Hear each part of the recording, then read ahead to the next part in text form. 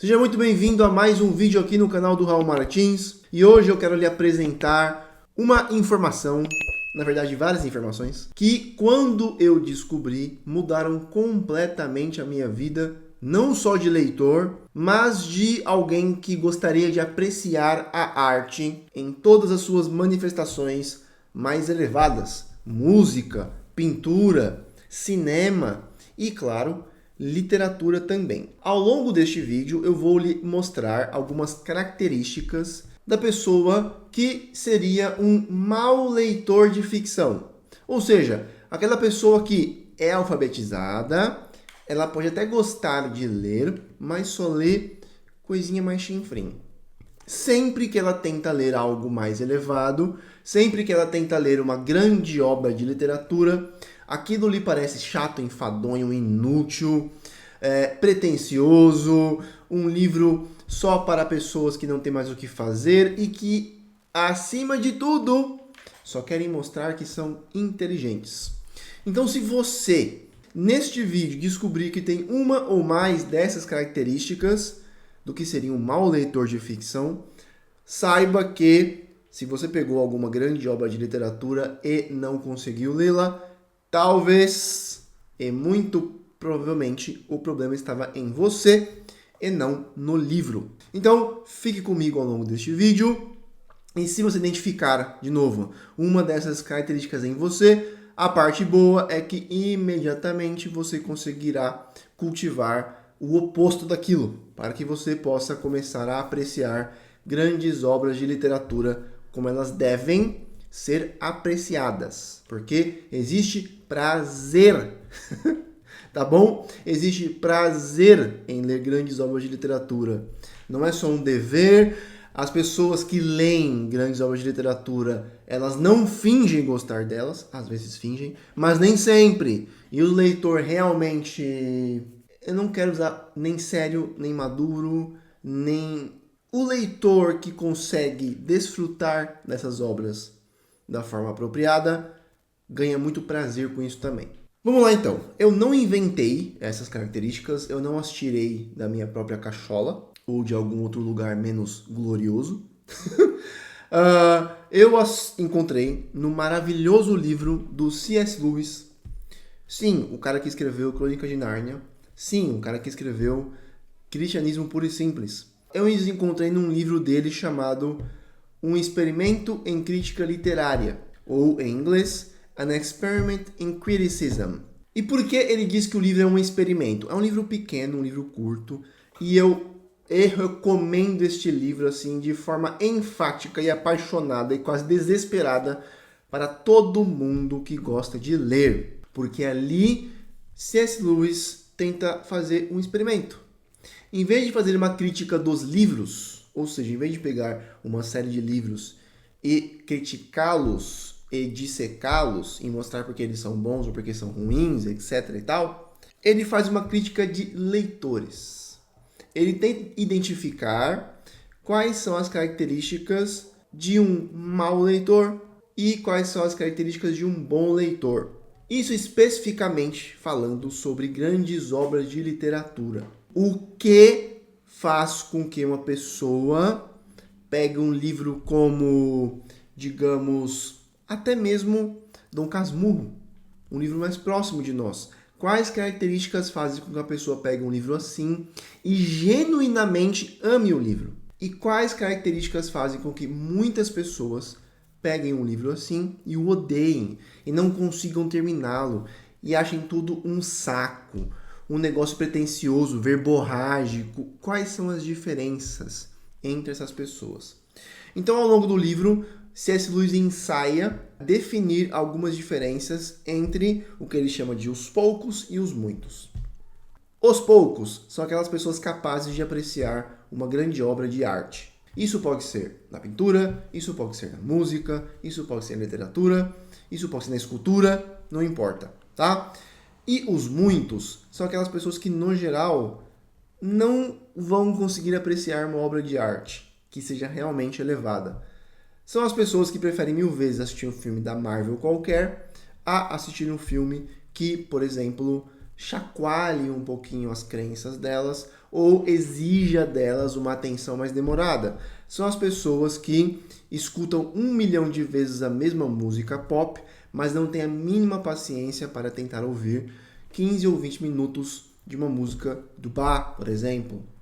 São as pessoas que não têm a mínima paciência para encarar e contemplar uma pintura por 15, 20 minutos, por meia hora, mas que adoram ficar vendo imagens criadas pela inteligência artificial, por exemplo, sobre temas que sejam assim, né? Sei lá, uma imagem de um gatinho de armadura voando num céu cor-de-rosa. Essas características dos muitos e dos poucos têm a ver com a literatura, por quê? Porque o C.S. Lewis diz o seguinte: a principal característica, ele faz várias distinções ali, não temos tempo para mostrá-las todas. Depois eu quero gravar um vídeo apenas sobre este livro inteiro, né? Ele diz que os poucos, a principal coisa que os diferencia dos muitos é que os poucos abordam a obra de arte com uma abertura. Eles querem receber algo da obra de arte. Eles não querem usá-la apenas como se ela fosse algo descartável.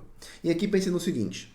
Pense que você pega um quadro, por exemplo. Esse quadro você acha ele bonito, mas você acha o quadro bonito apenas porque ele representa alguma situação ou uma paisagem na qual você gostaria de estar. Sei lá, é um quadro sobre guerra. Aí você pega um quadro, você acha o quadro bonito, o quadro é uma paisagem de, sei lá, uma ilha paradisíaca, ou de uma montanha, ou de uma praia. Então você acha o quadro lindo, maravilhoso e bonito, mais porque o quadro invoca em você a lembrança ou o desejo de ir para a praia, e menos porque você realmente pega o quadro e o absorve como uma obra de arte. Você não contempla o quadro em relação à sua composição, você não observa as cores do quadro com atenção, você não tenta, digamos, descobrir o que o autor queria dizer exatamente com aquele quadro, se o autor queria manifestar alguma emoção com aquele quadro, etc, etc, etc. Você basicamente gosta do quadro como um gatilho para que você pense em outras coisas. E esse C.S. Lewis compara isso com um brinquedo, né? Para pessoas assim, o quadro é como é o brinquedo para uma criança. Uma criança pega o brinquedo serve mais como um gatilho para que ela possa imaginar uma brincadeira. Tanto é assim que, muitas vezes, para quem tem filhos, é muito frustrante, né? Você pagar um preço desgraçado num carrinho da Patrulha Canina para depois ver o seu filho gastando mais energia, mais tempo e dando mais afeto para um ursinho de pelúcia vagabundo que mal se parece com um urso, está com apenas um olho e todo rasgado. A criança tem mais afeto pelo ursinho do que pelo brinquedo que mais se parece com aquilo de que ela gostaria, né? Ou seja, o brinquedo para a criança é meio que uma desculpa para ela brincar. O quadro, para quase todo mundo, é meio que uma desculpa para que ela consiga pensar na coisa que o quadro representa. Ou seja, essa pessoa compra o quadro, ela pode olhar para o quadro uma ou duas vezes, depois ela se esquece de que o quadro existe. Nunca mais o olha. Se você pegar alguns exemplos de pessoas observando quadros e sendo impactados pela obra, você vai perceber que eles podiam ficar horas vendo aquele quadro. Dostoiévski ficou horas vendo um quadro que representava o Cristo morto, o Cristo no túmulo. E mais tarde esse quadro se impregnou em Dostoiévski tão poderosamente que depois ele escreve toda uma passagem no seu livro Os Irmãos Karamazov sobre aquele quadro, porque o quadro para Dostoiévski representava muita coisa e mexeu com ele. Por que eu falei tudo isso? Porque também existem os poucos e os muitos na literatura. Com isso chegamos à primeira característica do mau leitor de ficção. Se você for um mau leitor de ficção, você vai considerar um argumento irrespondível para que você não leia um livro o fato de que você já o leu. Ou seja, primeira característica, maus leitores nunca releem. O mau leitor é aquele que pega um livro, lê o livro do começo até o final, e depois que ele fez, o livro vai embora, ele é descartado, ele é considerado como se fosse um fósforo que já foi aceso, um papel higiênico, né? Já usou, vai pro lixo. Não lhes passaria pela cabeça reler o livro 1, 2, 3 vezes. Não lhes passaria nunca pela cabeça, seria uma perda de tempo, seria idiota e estúpido reler o mesmo livro 10 vezes. Agora, se você conversar com alguém que seja um leitor que está entre os poucos, é muito comum a experiência de esses leitores pegarem o mesmo livro e o relerem 10, 20, às vezes 30 vezes ao longo da vida. E a experiência para eles nunca, digamos, se esgota. O livro se transmuta e se transforma e se revela cada vez mais a cada leitura. E o leitor sente com aquela releitura um prazer muito mais complexo. Porque pensa comigo, se você pega um livro e você acha que o livro é descartável depois que você o leu, você o estava lendo apenas para uma coisa. Você queria saber o que ia acontecer no final. Você queria saber o que ia acontecer na próxima página. A única coisa que fazia você ler aquele livro era a curiosidade. Quer dizer, Raul, que eu não posso ficar curioso com o livro? Quer dizer que o mau leitor é aquele que sente curiosidade? Não! Presta atenção no que eu falei.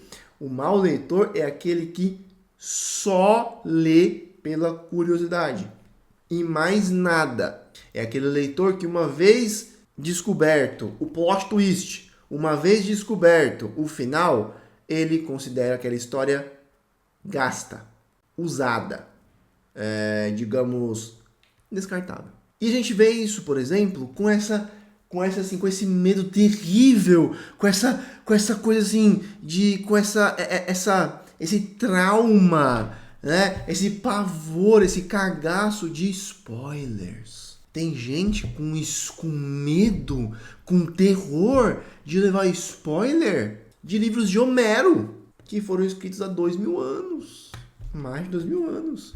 Tem gente com cagaço de levar spoiler do Frankenstein, do livro que é um clássico e já foi lido e translido e adaptado e readaptado 1 bilhão de vezes. De novo, a curiosidade é má de forma nenhuma, gente. Tá? A curiosidade é algo que instiga tanto o filósofo quanto o cientista, passando pelo grande artista e descendo até o leitor comum.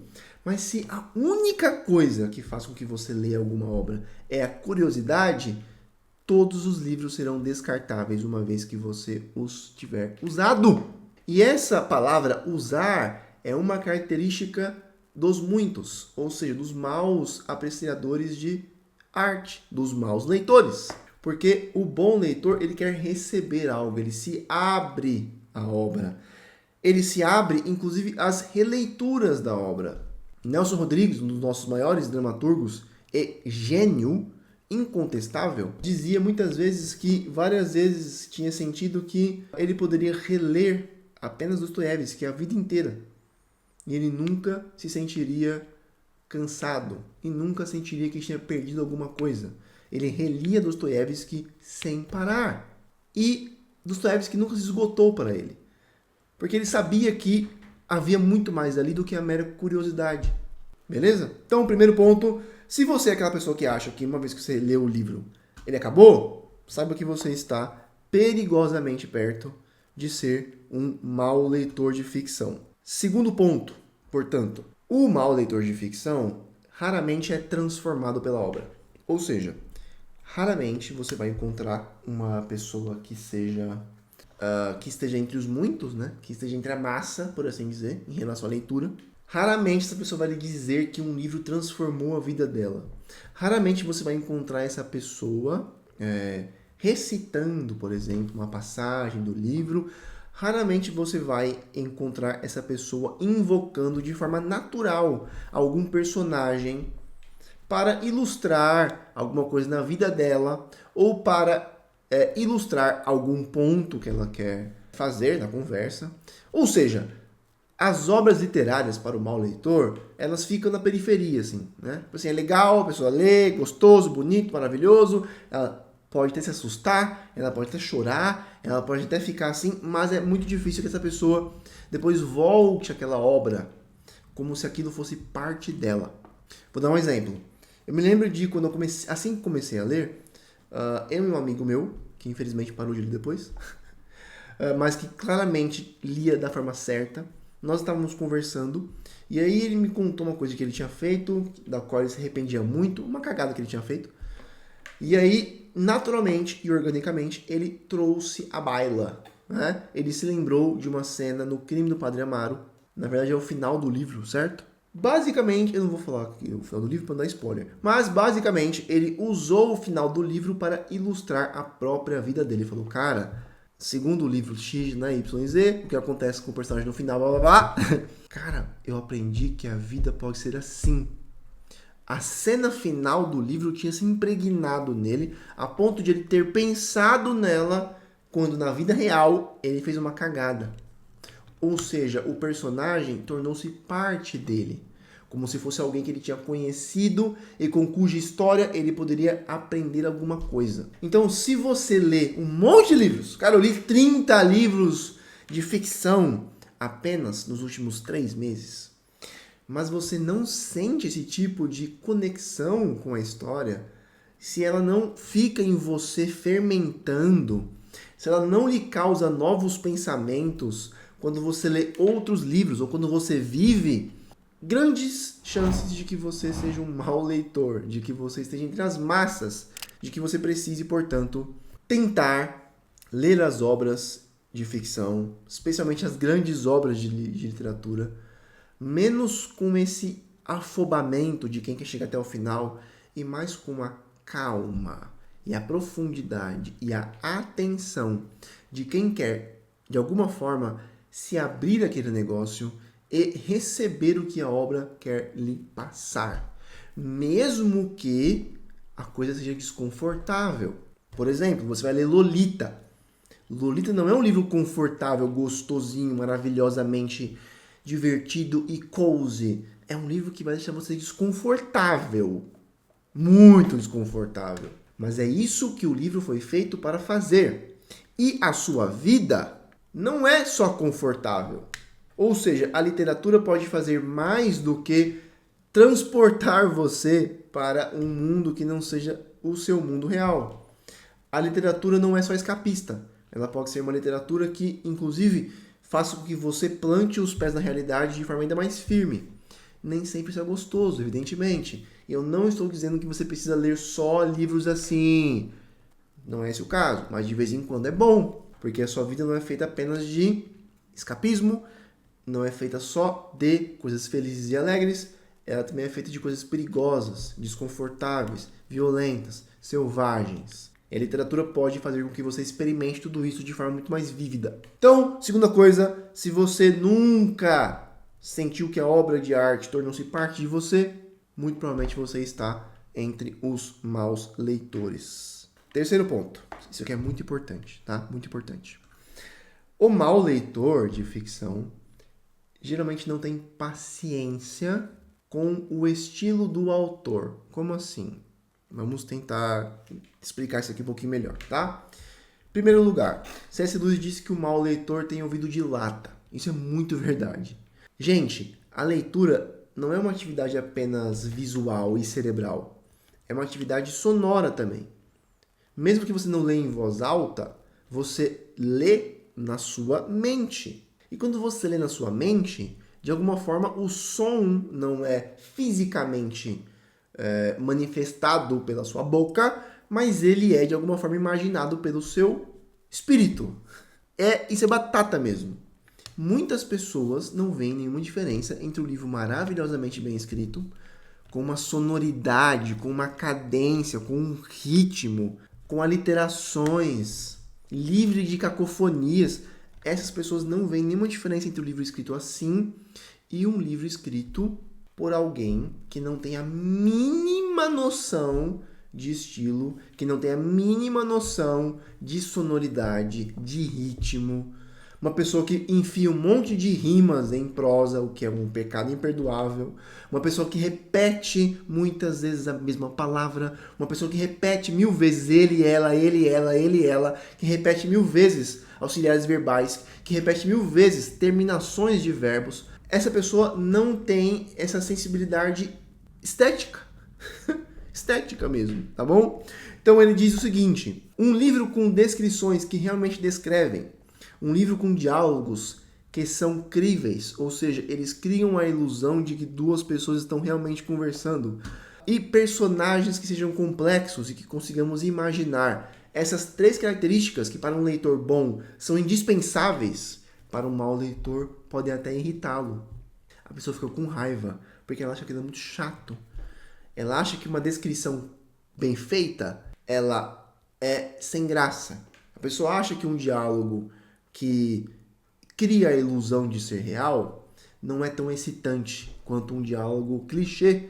E já vamos explicar isso por quê.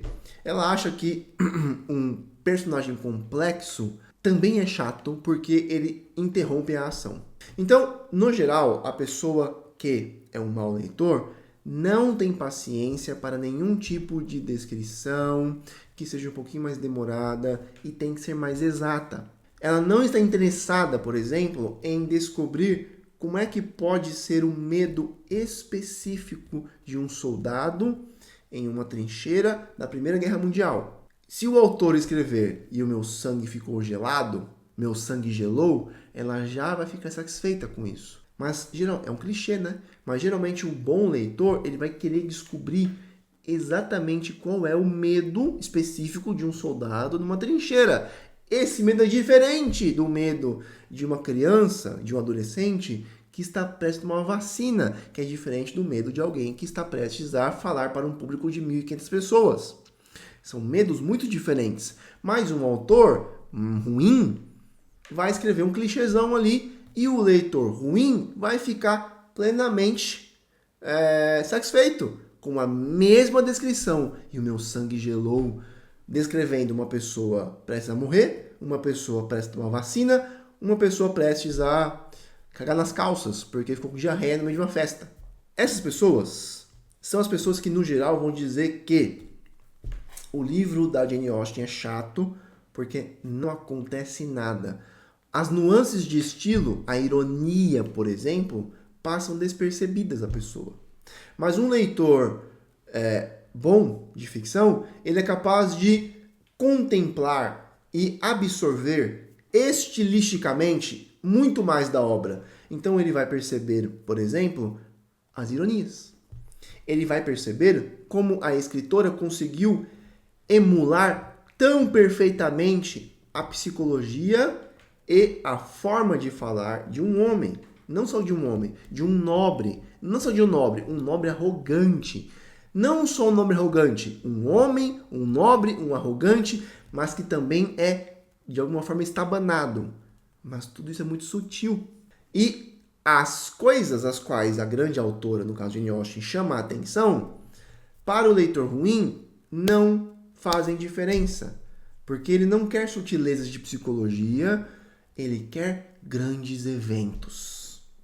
Com que chegamos ao 4º ponto. E a 4ª característica do mau leitor. O mau leitor só quer saber de eventos. O que é o evento? É o que vai acontecer em seguida. Tá? É um evento bombástico, ou sentimental, ou inesperado. De novo, grandes obras de arte podem e devem ter esses eventos inesperados, esses eventos românticos, esses eventos bombásticos, podem ter, com certeza. Leia Dom Quixote, você vai encontrá-los. Leia Shakespeare, você vai encontrá-los aos montes. Pegue Hamlet, que é o ápice do teatro. Em Hamlet você tem um fantasma, você tem assassinato, você tem intriga, você tem trocadilho sujo, piada suja, você tem plot twist, você tem tudo isso. Mas a obra não se resume a essas coisas. E o bom leitor consegue relê-la 10, 15 vezes, sabendo tudo o que vai acontecer, porque a obra é capaz de lhe dar mais coisas. Só que o mau leitor acha que essas outras coisas não existem. Ele só quer o evento. Ele só quer saber o que vai acontecer em seguida. Nuances de estilo, complexidade psicológica dos personagens, simbologia, verdades morais, o impacto estético da prosa, do ritmo, do drama. Tudo isso para ele é irrelevante, ou melhor, não existe, porque ele não consegue enxergá-las. E por não conseguir enxergá-las, ele acha que é tudo frescura. Qual é o problema? O problema é que ele perde muita coisa. C.S. Lewis diz o seguinte: não há nenhum problema em você ficar comovido por um velho fazendeiro que está à beira da morte e um seu cachorro fiel ao seu lado. É uma cena comovente mesmo. E se você, achar que o fulano é burro porque ele leu um livro mais simples, porque ele viu um filme ou uma novela, por exemplo, e ficou comovido com aquilo, você é um imbecil. Você é desumano. É óbvio que isso é comovente. E é óbvio que uma pessoa que se comova com isso não é inferior intelectualmente. O problema é a pessoa achar que só isso é importante. E só esse tipo de situação evidentemente comovente é algo que possa comovê-la. Essa pessoa fica limitada. Ela fica limitada diante de tudo que a arte pode lhe mostrar. Por exemplo, a arte pode lhe mostrar um sujeito como Bento Santiago, profundamente ambíguo e talvez odioso, desconfortável. Ou, claro, também Lolita. Ou, claro, se você for cristão, por exemplo, os ataques que Ivan Karamazov faz à fé. Tudo isso seria desconfortável para o leitor. Mas, de novo, quem disse que você só precisa ler coisas que sejam confortáveis, agradáveis e facilmente comoventes? Persuasão é um livro da Jane Austen, cujo ritmo é muito realmente mais arrastado, mais devagar do que Orgulho e Preconceito. É um livro muito sutil. Tudo nele é muito sutil, quase imperceptível, a não ser que você tenha olhos para ler com calma. Só que ele é tão sutil, porque a história da persuasão é a de que a moça precisa, digamos, desabrochar, ela precisa falar, ela precisa bater o pé, por assim dizer, ela precisa se mostrar, ela precisa deixar de ser silenciosa, deixar de agir em prol dos outros pelas sombras e agir em prol de si mesma. É a história de uma mulher muito tímida e acanhada, mas poderosa, muito firme. No final do livro, ela finalmente reage. Mas a reação dela não é uma reação estrambólica, bombástica. Ela não levanta o vestido no meio de uma festa, e pula com a com a bunda na cara do seu amado. Ela fala. É uma fala, é um diálogo. Mas quando você a acompanhou durante 300 páginas e você a vê com tanta dificuldade de falar e no final ela apenas fala, aquilo comove você de uma forma tão poderosa. Você percebe? Não é algo evidentemente comovente como a morte de uma órfã, mas é o tipo de situação que comove você porque você acompanhou tudo aquilo de forma sutil. É uma emoção diferente e, de certa forma, mais complexa. Tá? Então, se você fica preso só aos livros que têm eventos que são obviamente comoventes, obviamente surpreendentes, obviamente curiosos, você se fecha a todas as outras experiências que poderiam ser ainda mais poderosas, só que exigem de você um pouco mais de tempo, um pouco mais de atenção, um pouco mais de vocabulário, um pouco mais de você. Essas são as 4 características de um mau leitor de ficção. Você acha que ler um livro uma vez só mata o livro, ele vira descartável. Você, deixa eu ver se eu me lembro de cabeça agora, né? As obras não lhe causam um impacto profundo, elas não se tornam parte de você. Terceiro, o estilo do autor, simbolismos, a construção das frases, o ritmo, tudo isso pode atrapalhar você Você não tem paciência para isso, porque, quarto ponto, você só quer o evento bombástico. Mas se você só quiser evento bombástico, sentimental e tudo mais, muita coisa vai ficar inacessível a você e, portanto, você vai se tornar um mau leitor de ficção, lendo só aqueles livros que são clichês, que seguem fórmulas prontas, que foram criadas justamente para pessoas que não suportam outra coisa. Livros, inclusive, que já estão sendo criados pelo ChatGPT. 81, salvo engano, dos 100 livros mais vendidos na categoria de e-books na Amazon foram criados por inteligência artificial. Mais de 80% dos livros que mais foram lidos foram criados por um algoritmo que apenas reproduz a média do que é feito. Não há nada de novo ali, é só fórmula. Então, a não ser que você queira ser um leitor de fórmulas criadas por algoritmos, você precisa se abrir a novas experiências.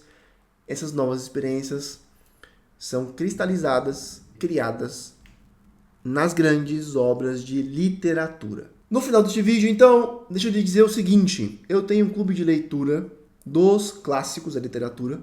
A nova turma vai ser aberta agora em dezembro. Nós estamos fechando a lista dos livros. Caso você esteja interessado, fique atento, porque logo mais eu vou abrir a lista de espera para o clube, tá bom?